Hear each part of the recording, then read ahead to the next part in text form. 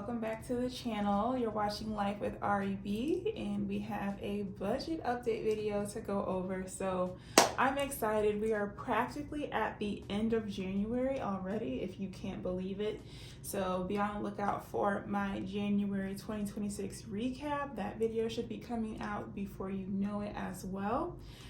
So yeah, we are about to get ready to dive into this week 5 budget video. We have a little bit to go over, not too much, should be rather quick, but I do want to do this week's electronic bills. I'm a little bit behind. I had a busy weekend, but we are gonna get back on track and pretty much just do our electronic bills recap, our anticipated spending, and then go over what we actually spent the last week. So yeah, we are rocking and rolling, continuing on with our financial journey. I have one exciting update for y'all, exciting for me at least, so I hope you're happy for me too, but we'll get to that in a bit. So yeah, let's go ahead and dive into my planner. Again, my budget planner is from Amazon. I love her.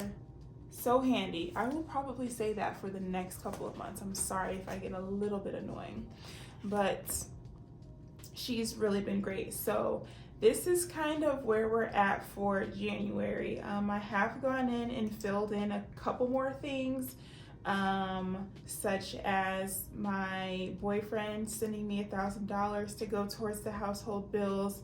I have officially met my no spend goal of 10 no spend days. I've actually surpassed that goal. Because I surpassed that goal, I ran out of no spend stickers that came with the binder set. So I bought these other stickers, these little colorful $ stickers, and these will indicate my no spend days moving forward. So yeah, this is just a little rough outline of where we're at for the month. Oh, sorry, I almost forgot. If you're new here, welcome to the channel. My name is Ari. I'm 30 years old. I live with my boyfriend Logan, and we are working on getting our finances together. We don't have any pets. We don't have any children. We are just wanting to get a strong foundation before we start taking care of other humans and animals and things like that. We are both have not been very good with money and have made poor financial decisions years ago, recently, even within the last couple of years. And so we're both working on getting our budgets and our money together. We definitely have big goals this year. Being married is one of them.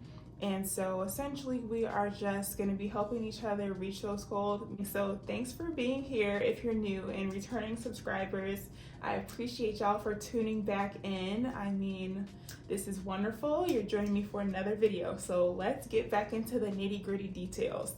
So y'all, we are just gonna go ahead, I think, and dive into budgeting our electronic bills and just get that out of the way. We're gonna just start here. I know it's like a little bit aggressive, but also please don't mind my nails. They are actually in a horrible condition. Let's go ahead and dive on into the finances. So I have my little notes here of what we need to budget for electronic bills. So we have our Spotify, which is $14, and I believe my subscriptions are in the back. I always think they're in the back. Oh my gosh, don't even talk to me about my European Wax Center Wax Pass, y'all. I don't think financially, I want to renew it. So we have 14 for Spotify. So 10, 11, 12, 13, 14. I don't think I want to financially take on a European Wax Center Wax Pass again.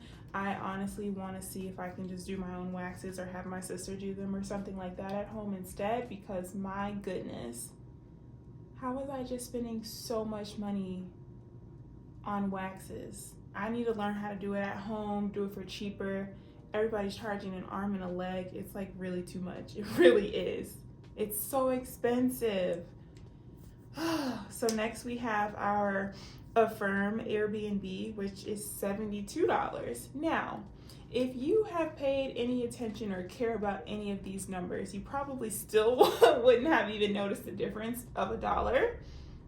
But the reason that there is a $1 difference from $73 to $72 is because Y'all, this is finally my last Affirm Airbnb payment. I am so excited. You don't understand. So let's go ahead and get this last payment done. 50, 70, 172, because it has been literally a year of making these payments. And so now for me to see this $73 technically roll over into paying down my other Affirm accounts, I'm gonna be so happy when those numbers finally start to dwindle. I also went ahead and paid $75 for my Walmart credit card, and so essentially I did $75 minus the minimum of $28, and so I basically paid an extra $37, if that makes sense, instead of $28. So I paid $75, 50, 75.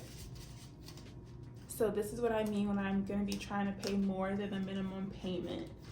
And last but not least, I have my Toyota Remote Connect due, and so that will go in my car category, which is somewhere here. I need to actually kind of work on renaming these and labeling them a little bit differently. I just need to make an envelope that says Pearl related things.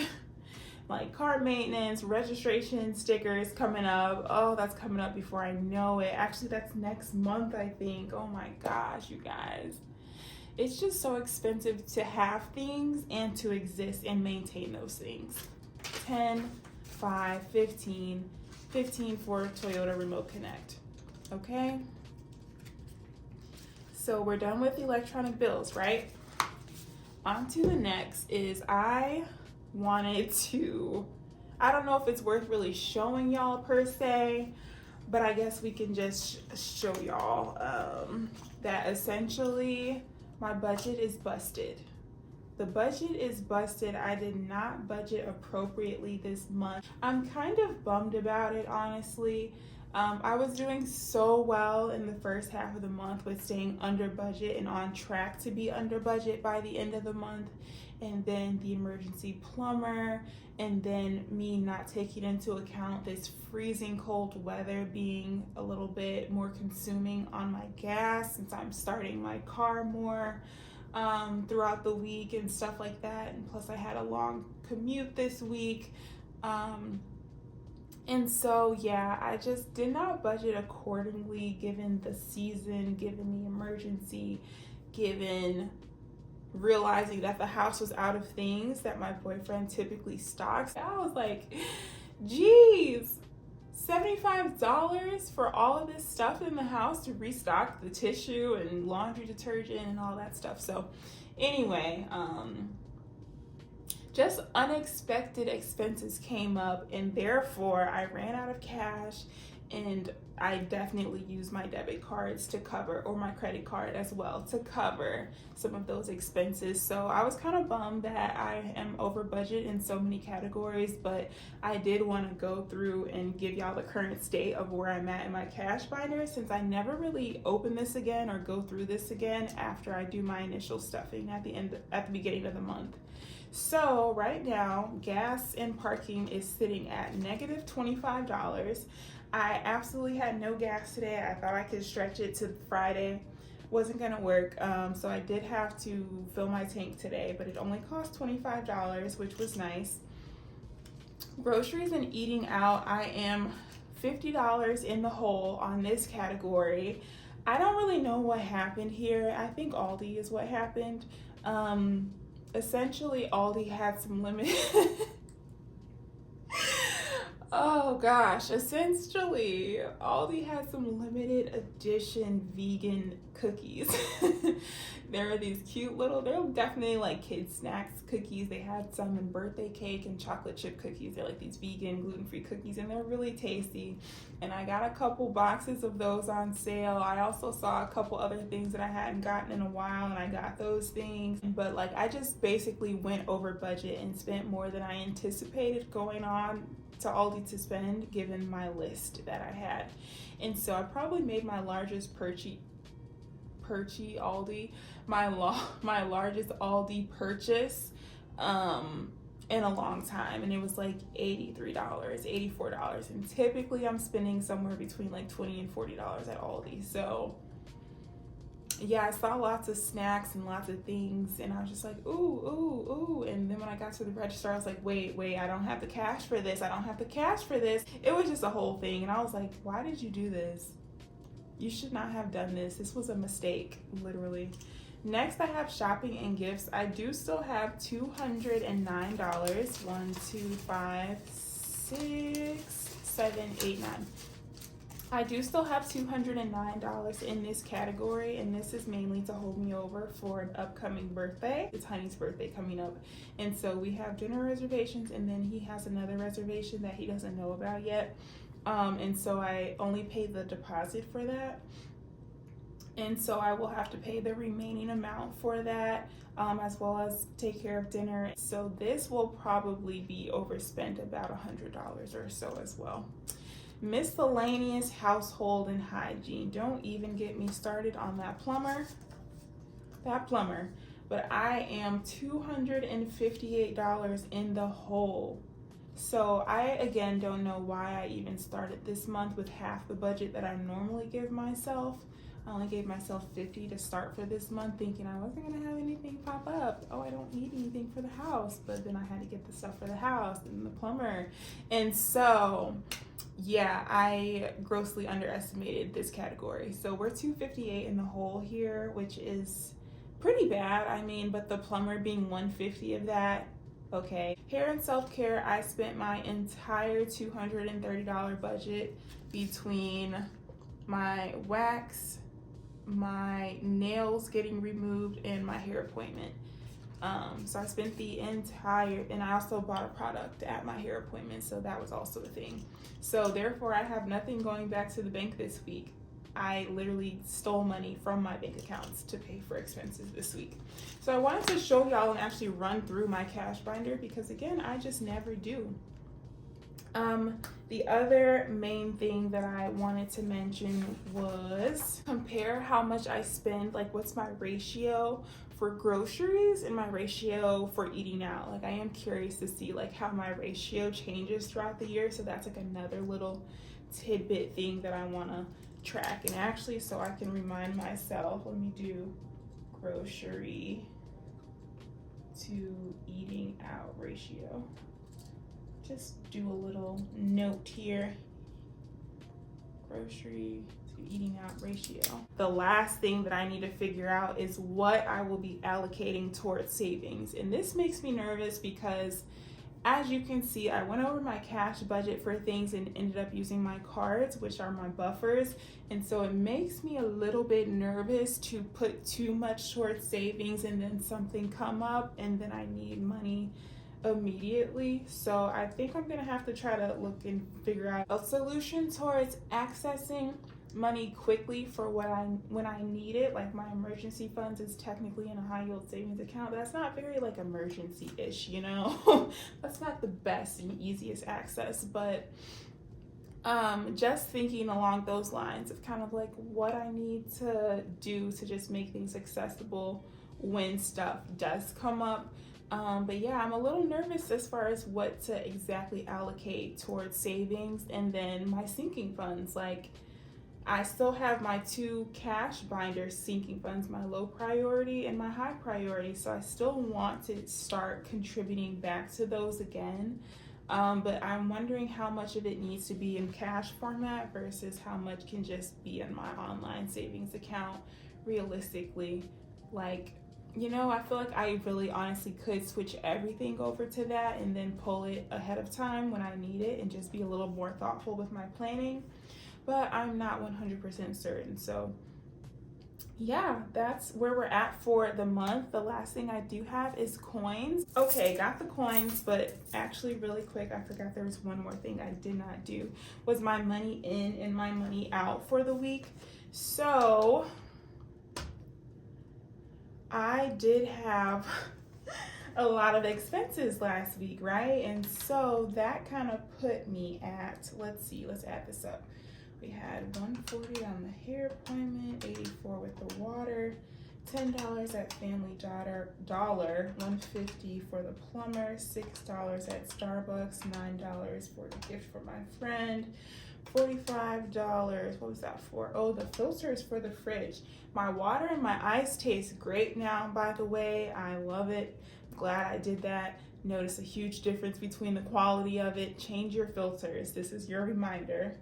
I spent $18 on groceries for Aldi, $33 for the home warranty, $2.96 for the credit card pay down, $75 for the Walmart stuff, $51 for healthcare stuff. I did have a balance from some appointments last month, I believe. $15 for gas for Pearl, $12 for dental insurance, $57 for the warranty, $20 for more gas, $14 for Burger King, $50 for dinner that I paid for Honey. Again, because it's like a couple of weeks around his birthday, so I'm just like, why don't I just take care of dinner? So I sent him money for dinner. So I spent $1,085 on week 4 of January, and my income or money in was $1,000 from Honey. So moving in through this week with $85 in the hole, not great, but we did have a couple things pop up, and we'll make that money up on the back end somewhere, somehow, and hopefully come in under budget for the rest of the year.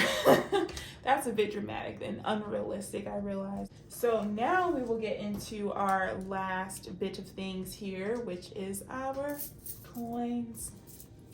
Like I said, my vacation fund is vacation funding.